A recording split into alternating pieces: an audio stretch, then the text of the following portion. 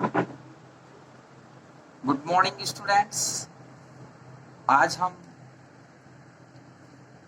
संख्या पद्धति के भाग 2 के बारे में बताएंगे। भाग 2 में हमने प्रश्नावली 1.1 के प्रश्नों को हल करने का तरीका बताया। जैसा कि पहला प्रश्न आप देख रहे हैं, पहला प्रश्न दिया हुआ है, क्या शून्य एक परिमेय संख्या है? क्या इसे आप P बटे Q के रूप में लिख सकते हैं, जहां P और Q पूर्णांक है और Q नॉट इक्वल टू 0? इसका उत्तर आता है हाँ, शून्य एक परिमेय संख्या है। P equal to 0। 0 को हम कैसे लिख सकते हैं? 0 बटे 1 लिख सकते हैं। तो ये 0 को हम P बटे Q के रूप में लिखते हैं। 0 बटे 1, 0 को 1 से भाग देने से उत्तर कितना आता है? 0 ही आता है। ठीक उसी तरह आप 1 की जगह 2, 3 आदि आदि संख्याएं ले सकते हैं। 2 बटे 0, इसका 2 बटे 0 बटे 2 का आंसर आप देखेंगे 0 ही आता है। तो इस तरह से आप 0 को P बटे Q के रूप में लिख सकते हैं और इसका उत्तर हाँ में आएगा। हाँ, 0 एक परिमेय संख्या है। दूसरा प्रश्न है 3 और 4 के बीच में 6 परिमेय संख्याएं ज्ञात करें। यहां पर ध्यान देने वाली बात है कि जितनी परिमेय संख्याएं ज्ञात करने के लिए कहा जाता है, जैसे कि 6, उसमें 1 प्लस कर देना, 1 प्लस कर देना, तो क्या हो गया? 6 + 1 = 7। इतना करने के बाद जो संख्याएं दी क्या है?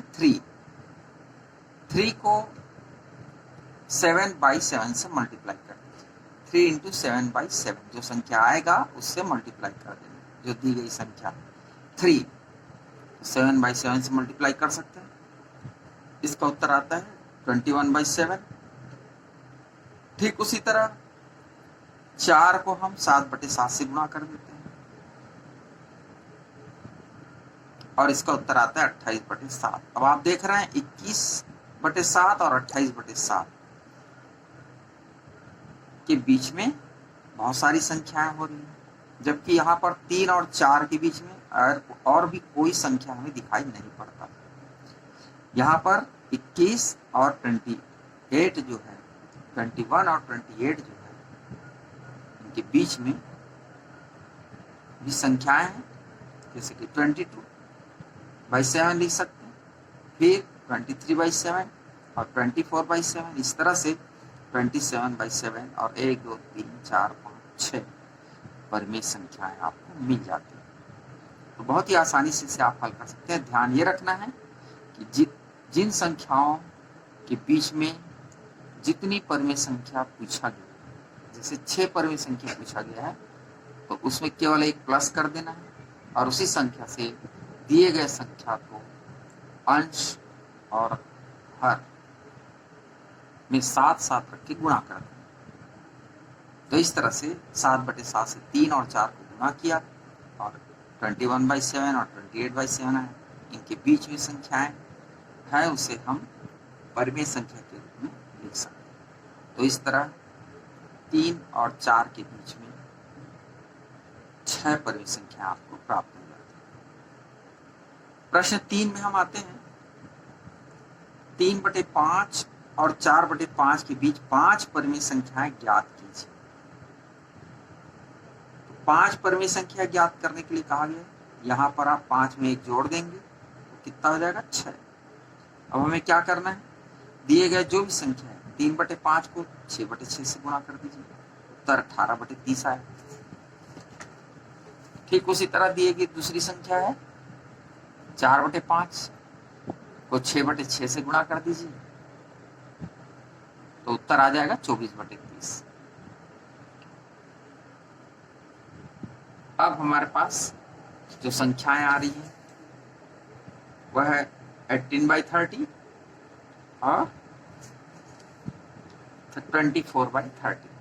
18 से आगे 19, 20, 21, 22, 23, तो 19/30, 20/30, 21/30, 22/30, 23/30, इस तरह से 1, 2, 3, 4, 5 5 परिमेय संख्याएं आपको दी गई संख्याओं के बीच में प्राप्त हो जाता है। चौथा प्रश्न इसमें सत्य सत्य पूछा गया। नीचे दिए गए कथन सत्य है या असत्य, कारण के साथ उत्तर देना है। पहला है प्रत्येक प्राकृत संख्या एक पूर्ण संख्या होती है। तो यह सत्य स्टेटमेंट है। सत्य क्यों है? प्राकृत संख्या आप जानते हैं 1, 2, 3, 4 और पूर्ण संख्या शुरू होती है 0, 1, 2, 3, 4। तो 1, 2, 3, 4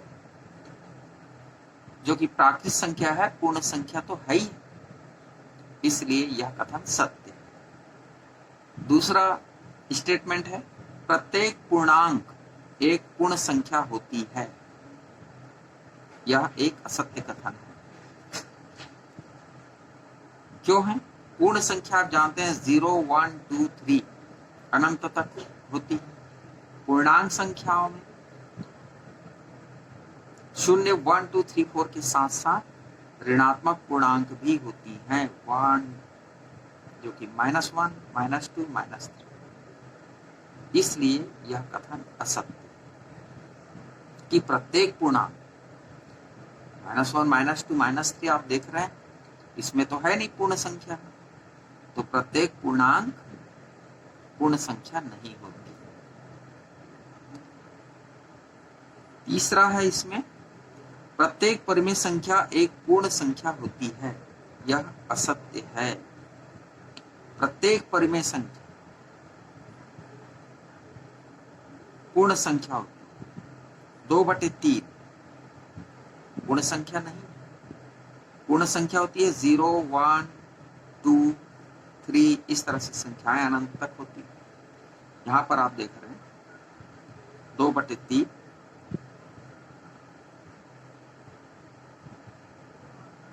पूर्ण संख्या नहीं, यह एक परिमेय संख्या, इसलिए यह कथन असत्य।